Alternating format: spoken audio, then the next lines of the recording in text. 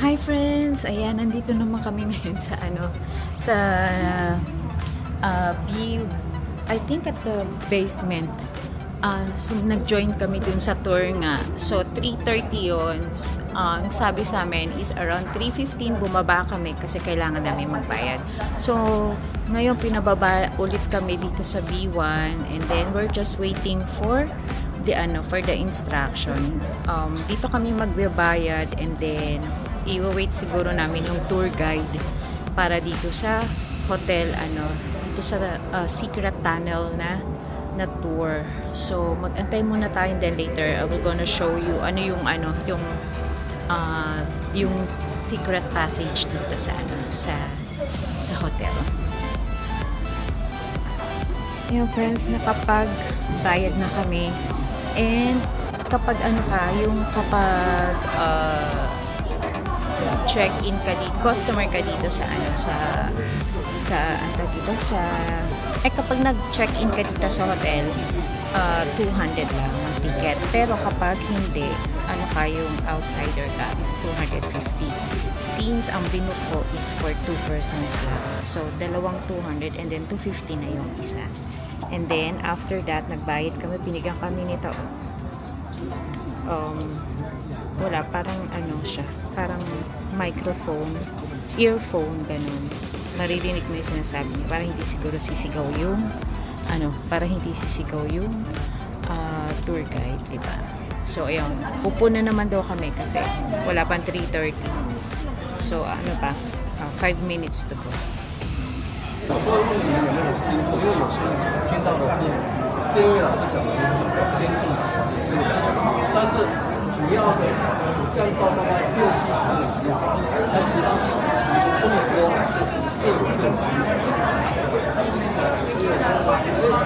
Grabe guys, hindi ko marinig. Mas maingay yung na tao.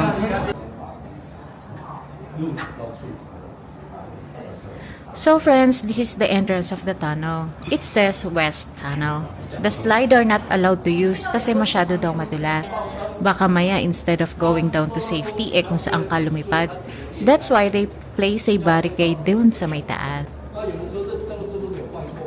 It's a walking tour, so better wear a comfortable shoes. The guide said the tunnel is about 89 meters long and medyo mababa ang ceiling.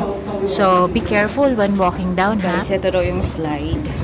But you cannot, hindi ka pwede mag-slide pababa. Bawal. Pinakita lang kung paano gagawin kapag yung merong war. Yan. The slide is used to,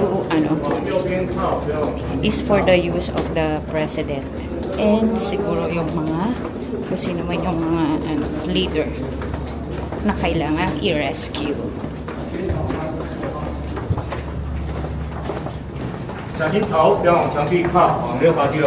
There are 2 tunnels to explore but the other one is medyo pricey. They said na magkaiba din ang vibe ng dalawang tunnel, so you can choose which tunnel to go to. You can send an email to the hotel for a reservation.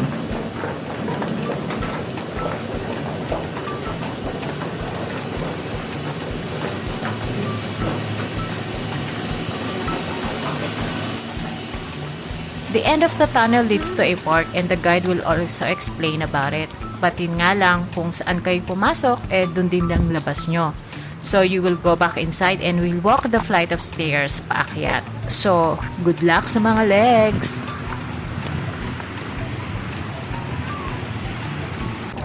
Ayan guys, so bumaba kami.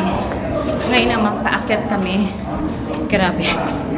Exercise para to. Dito rin sa may tunnel kayo maglalakad pabalik.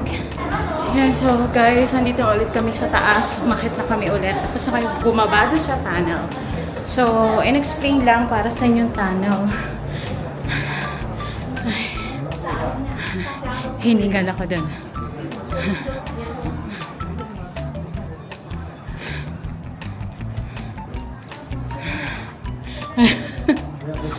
So yung tunnel and explain nila is para sa yung dating nung nagkaroon ng nung war.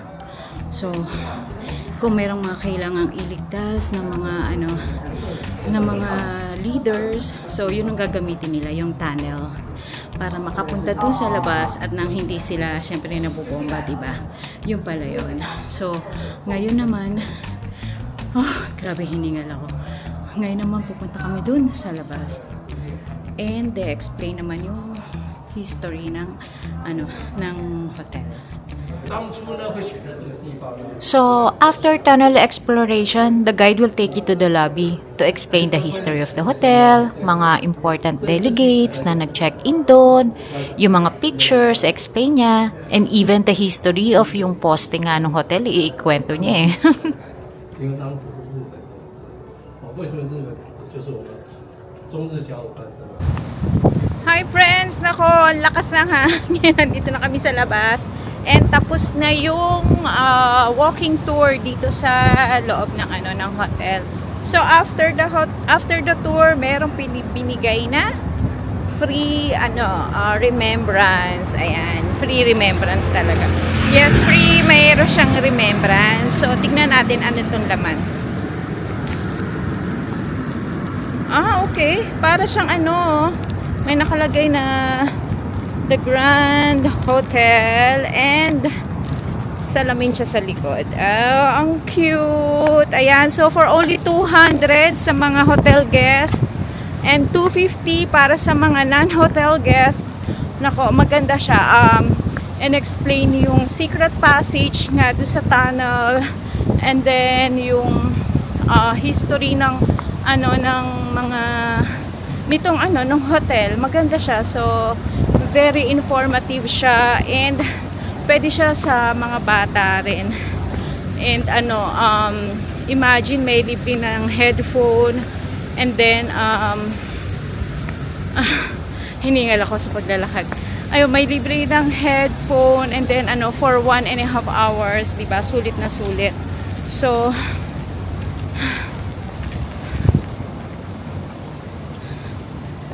as I've said, napakasulit niya kung nagpunta kayo rito tapos mag-join kayo doon sa tour, kasi nga 200 or 250 lang babayaran nyo for 1.5 hours. Yun, malilibot nyo na yung hotel and malalaman nyo yung history ng nung Grand Hotel. Kahit hindi nyo nakita or wala kayo dito, I hope dito sa pag-vlog ko, nakita nyo na rin, parang na-experience nyo na rin yung yung feel ng na pag-stay dito sa hotel.